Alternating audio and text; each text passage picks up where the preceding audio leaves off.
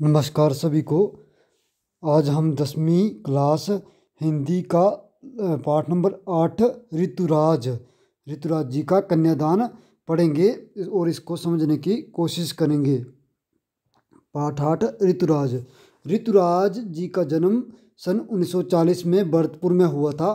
राजस्थान विश्वविद्यालय जयपुर से उन्होंने अंग्रेजी में एमए किया। 40 वर्षों तक अंग्रेजी साहित्य के अध्यापन के बाद अब सेवानिवृत्ति लेकर वे जयपुर में रहते हैं।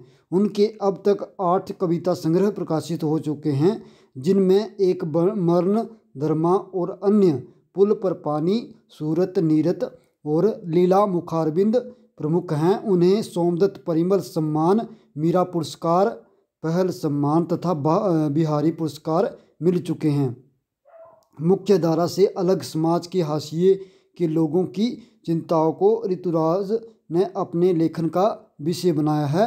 उनकी कविताओं में दैनिक जीवन के अनुभव का यथार्थ है और वे अपने आसपास रोज़मर्रा में घटित होने वाले सामाजिक शोषण और विडंबनाओं पर निगाह डालते हैं। यही कारण है कि उनकी भाषा अपने परिवेश और लोक जीवन से जुड़ी हुई है।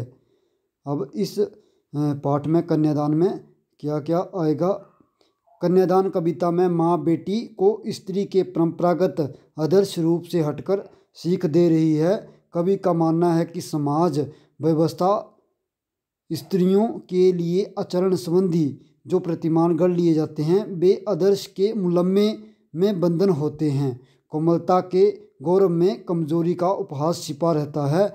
लड़की जैसा ना दिखाई देने में इसी आदर्शीकरण का प्रतिकार है। बेटी माँ के सबसे निकट और उसके सुख दुख की साथी होती है, इसी कारण उसे अंतिम पूंजी कहा गया है। कविता में कोरी भावुकता नहीं बल्कि माँ के सचित अनुभवों की पीड़ा की प्रामाणिक अभिव्यक्ति है। इस छोटी सी कविता में स्त्री जीवन के प्रति ऋतुराज जी की गहरी संवेदनशीलता अभिव्यक्त हुई है। तो आगे है पाठ कन्यादान। कितना प्रामाणिक था उसका दुख, लड़की को दान में देते वक्त जैसे वही उसकी अंतिम पूंजी हो।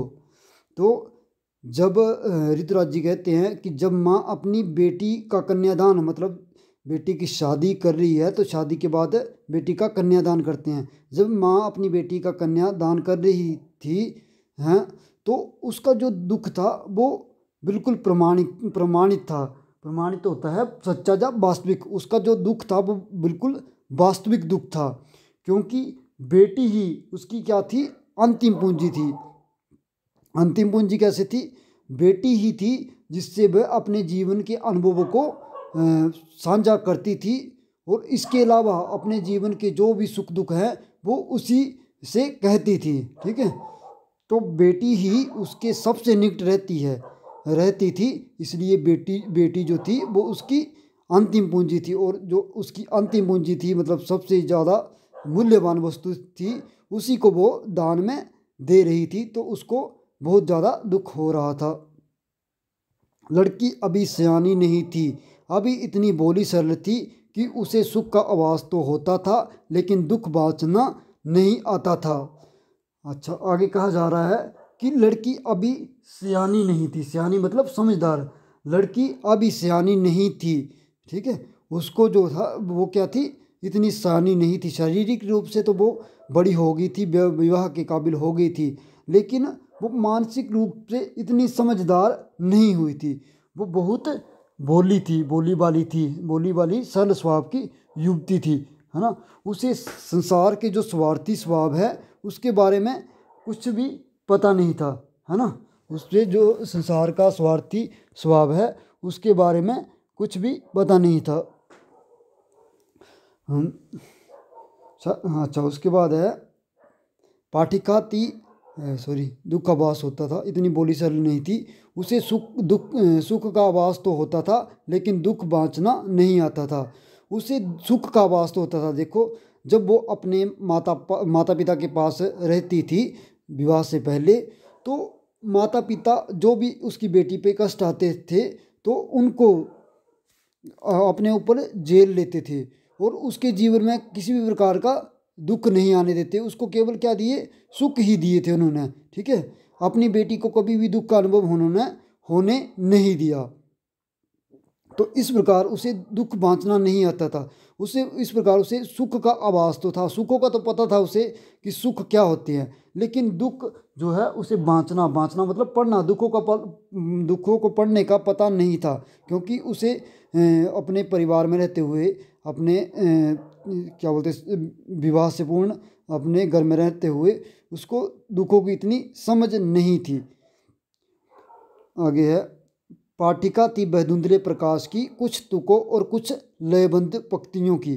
पाठिका क्या होती है, जो पढ़ने वाली होती है, वो अभी धुंधले प्रकाश को, संसार का जो जीवन जो है आपको पता है सुखों और दुखों से भरा होता है। ठीक है, समाज में हमें रहते हुए कई अच्छे लोग मिलते हैं और कई बुरे लोग मिलते हैं, तो हमें संसार में दुख और सुख जो है वो भोगने पड़ते थे, लेकिन उसे उतना ज़्यादा नॉलेज नहीं था। क्यों? क्योंकि उसके माँ बाप ने उसके ऊपर कष्ट नहीं दिया था। अब वो क्या करती होगी, अपने आसपास लोगों से सुनती रहती होगी दुखों के बारे में, तो उसको ज्ञान तो था, सुखों का ज्ञान तो था, लेकिन वो दुखों के बारे में उसको थोड़ा सा धुंधला ज्ञान था, स्पष्ट ज्ञान नहीं था। धुंधला प्रकाश होता है अस्पष्ट, ठीक से दिखाई नहीं देने वाला, उसको ठीक से पता नहीं था कि दुख कैसे होते हैं। कुछ तुकों और कुछ लयबद्ध पंक्तियों की, कुछ तुकों और लयबद्ध पंक्तियों की क्या होगा यहाँ कि घर में रहते हुए माँ बाप ने जो उसको सरलपन सीधापन सिखाया था, है ना, वही उसको ज्ञात था। ठीक है, माँ बाप ने उसको घर में रहते हुए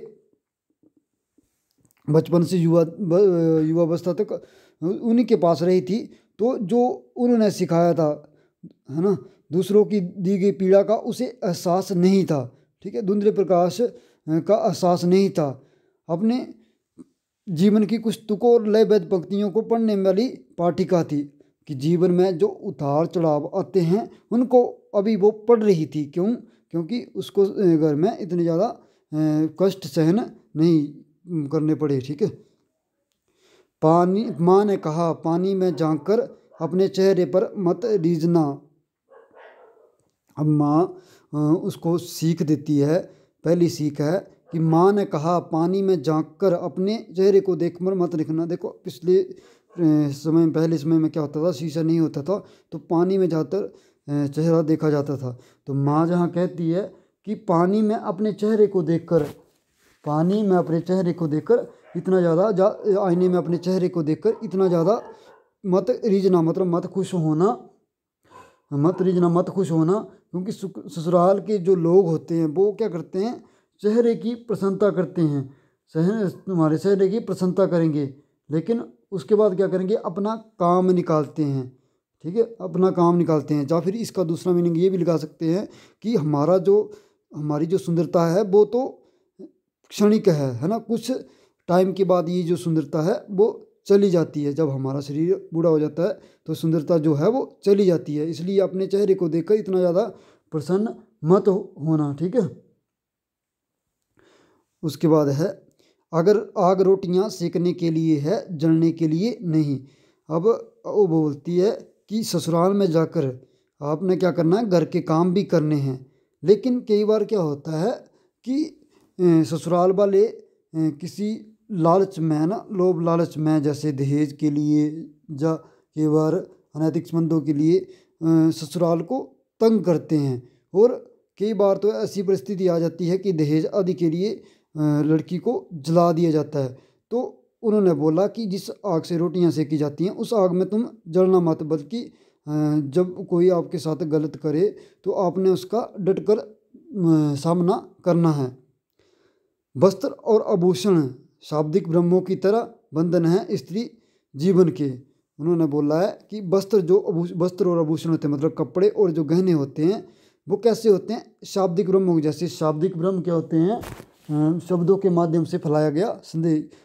कोई लोग जो होते हैं मीठी मीठी बातें करके लोगों को अपने शब्दों के जाल में फंसा लेते हैं, और उसी प्रकार घर वाले क्या करते हैं, ससुराल वाले वस्त्र और आभूषण देते, वस्त्र और गहने देते हैं, और उनको अपने अपने साइड में कर लेते हैं, अपनी तरफ कर लेते हैं और उनसे घर का सारा काम नौकरों की तरह करवाते हैं। तो माँ बोलती है कि तुमने इन सारे चक्करों में नहीं पड़ना, क्योंकि ये जो होते हैं वो सब बंधन होते हैं स्त्रियों के। ये जो गहने और कपड़े होते हैं स्त्रियों के बंधन होते हैं, है ना, स्त्रियों के बंधन होते हैं। तो इन सब से तुमने क्या करना है, आज़ाद रहना है, इनके झांसे में नहीं आना है, ठीक है। माँ ने कहा लड़की होना पर लड़की जैसा दिखाई मत देना। अब माँ जहाँ क्या बोलती है कि तुमने क्या होना है, तुमने क्या करना है, लड़की होना है। अच्छा, लड़कियों के जो गुण होते हैं कोमलता, है ना, कोमलता आदि जो होते हैं वो लड़कियों के गुण होते हैं, लेकिन कोमलता वो बोलापन आदि गुण होते हैं। लेकिन आपने इन गुणों के कारण क्या होता है, कई बार लोग जो हैं इन गुणों के कारण लड़की पर अपना रोब जमाते हैं, ससुराल वाले उनको कष्ट देते हैं। तो जब आपको कोई कष्ट हो तो आपने क्या करना है, सजग सचेत हो जाना और उन कष्टों का दृढ़ पूर्वक या निडरता पूर्वक उनका सामना करना है, ठीक है। अपने आप को कमज़ोर नहीं होने देना। लड़की की तरह होना तो है पर लड़की की तरह दिखना नहीं है, है ना, उनका सामना करना है। तो ये हमने आज व्याख्या की, आशा है कि आपको समझ आ गई होगी। धन्यवाद।